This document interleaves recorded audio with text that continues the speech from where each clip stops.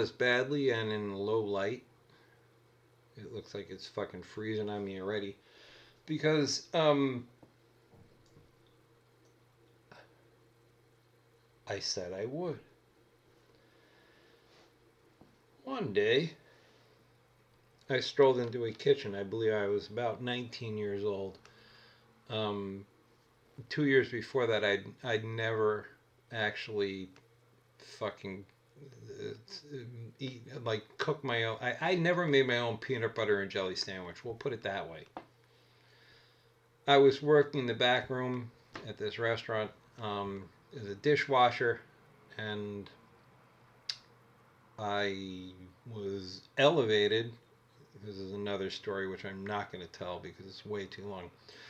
I was elevated to the position of cook. Put it cook.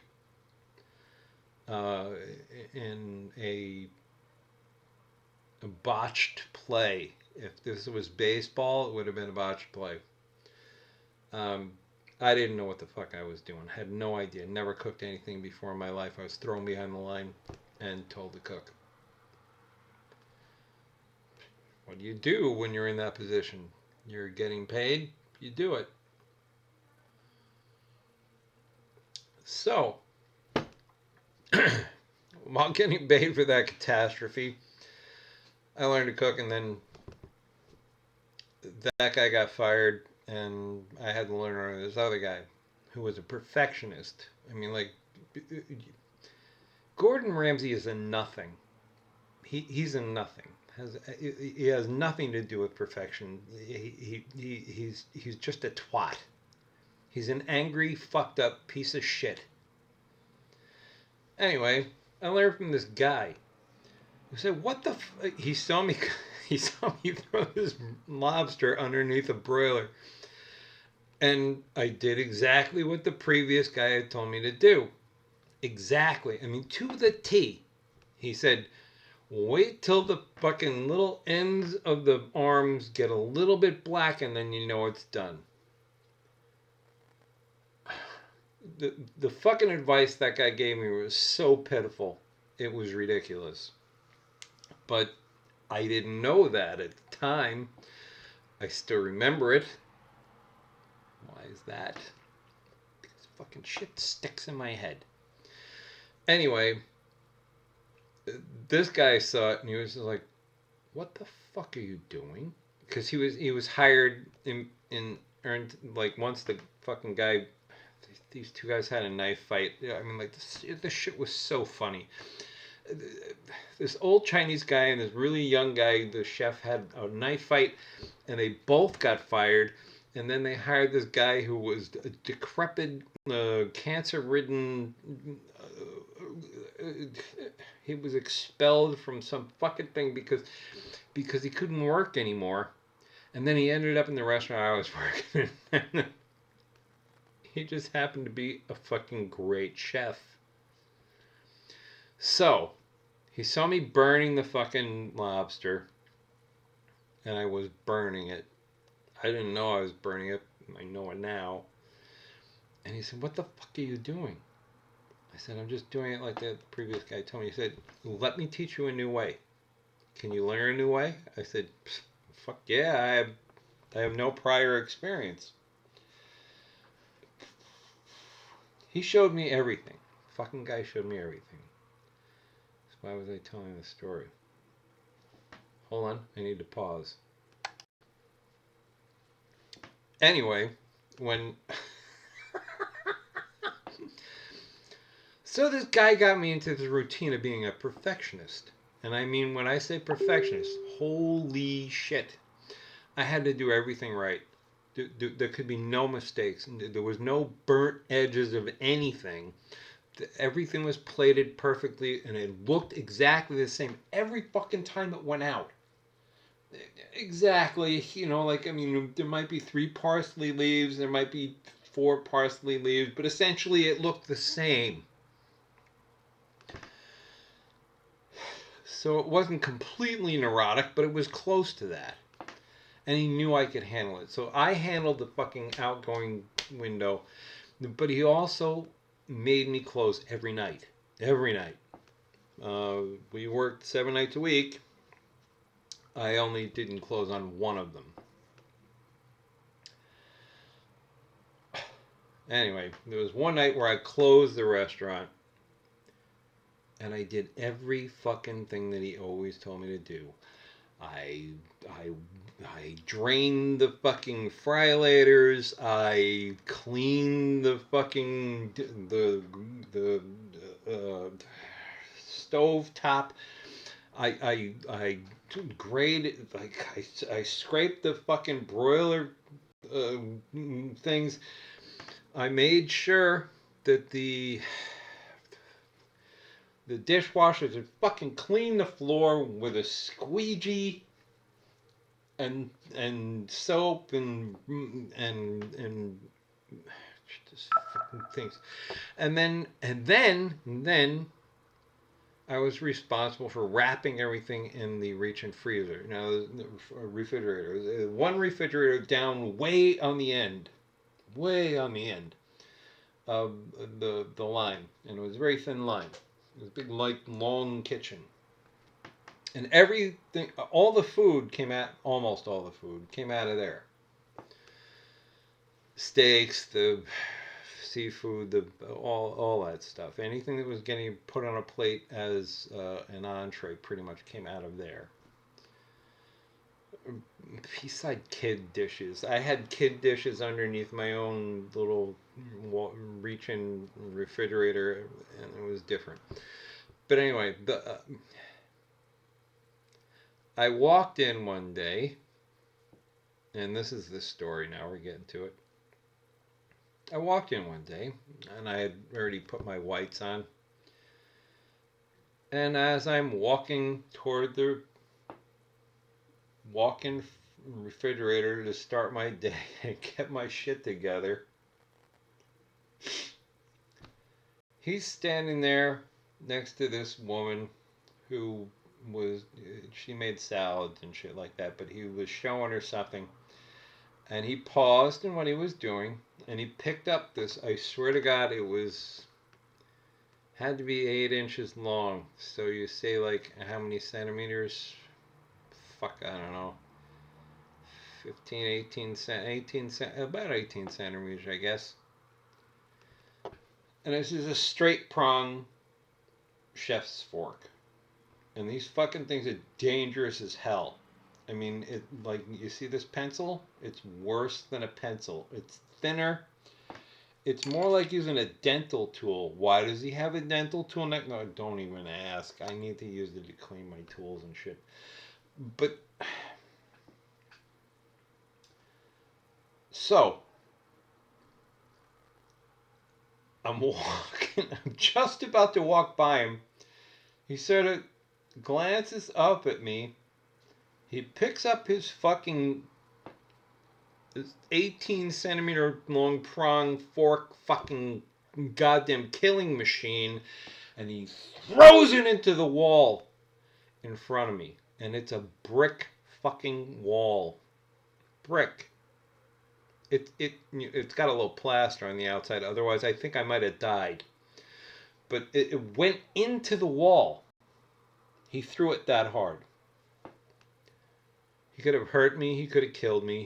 He could have had that bounce off and, like, knock me in the head and whatever. I mean, like, I could have been blinded. There could have been a lot of things that went on there. It was a very dangerous situation. And he said to me, "Did you close up last night?" Now, he wasn't even angry. He was looking at me with daggers. And I knew the way he looked, but he was looking at me with daggers. And then he said, "All right, so you closed up last night?" I said, "Yeah, yeah." He said, "Did you do everything right?"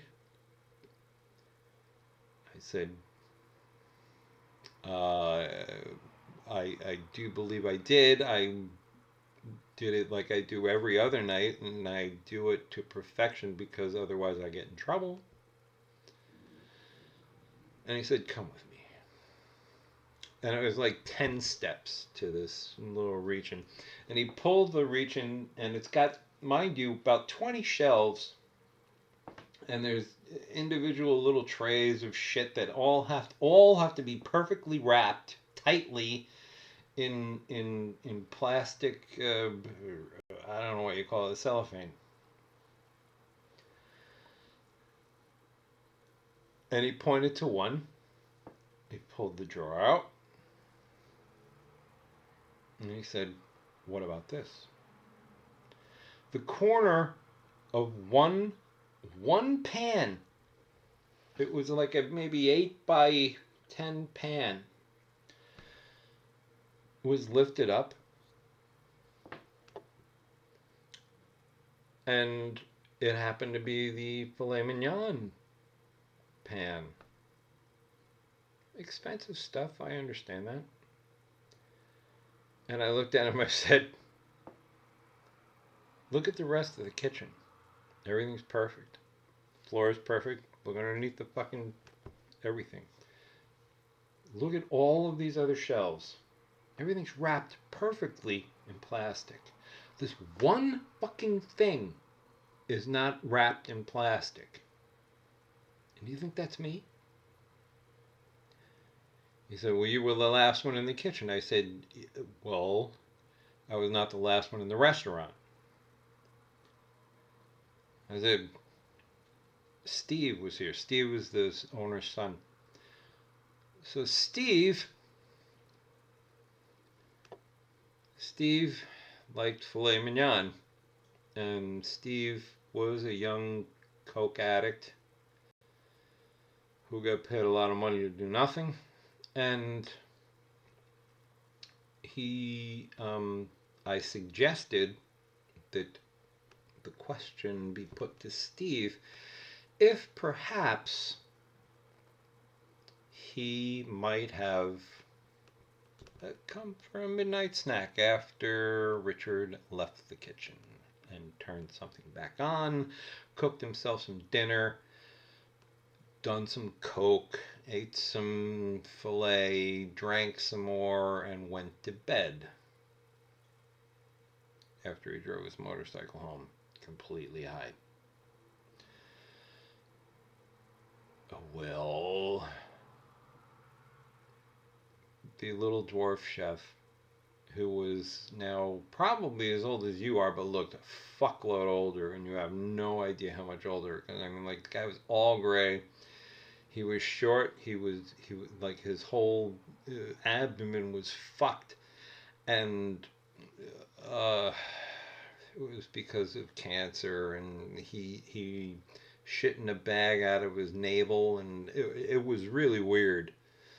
But he kept the navel bags in the fucking refrigerator, and oh God, that was even weirder because I'm not sure that would have passed fucking American uh, uh, health codes, but that's what he did. One day there was a dead owl in there.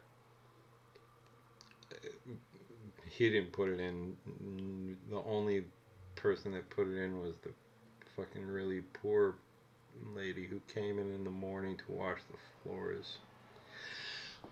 But anyway, I'm getting off track. And he said, "Oh, so you're saying that Steve might have done this?" I said, "Well, why would I leave one corner of one thing uncovered when I covered everything else with new plastic, and I would leave this one open? What sense does that make?" So he went and he checked with Steve, and Steve admitted that he did it, and he didn't apologize. I didn't expect him to, but we just got back to work. Meanwhile, I have to live my life with the fact that I could nearly have gotten parts of me poked out with a fucking 18 centimeter, so it's 10, no, 20 centimeters, about 20 centimeters. It was big. It was fucking bigger than my head. Uh, fork. It could have bounced off the wall, fucking hurt me. And it was all because someone else did something. And that's how real kitchens work. And if you're in a real kitchen with a real chef who does real things to teach real people who have real passion about doing real things passionately, then you generally don't have to do things like that unless some other asshole fucks it up for you. And that's where fucking Gordon Ramsay just doesn't cut the mustard. Every time he walks into a restaurant, it's bland. It's bland. It has no, it's mush and bland and I don't like it. That's not a judgment. Perfection is putting the fucking plastic over the corner of your fucking thing every time and never missing. I never missed. Not even when I was threatened with my life.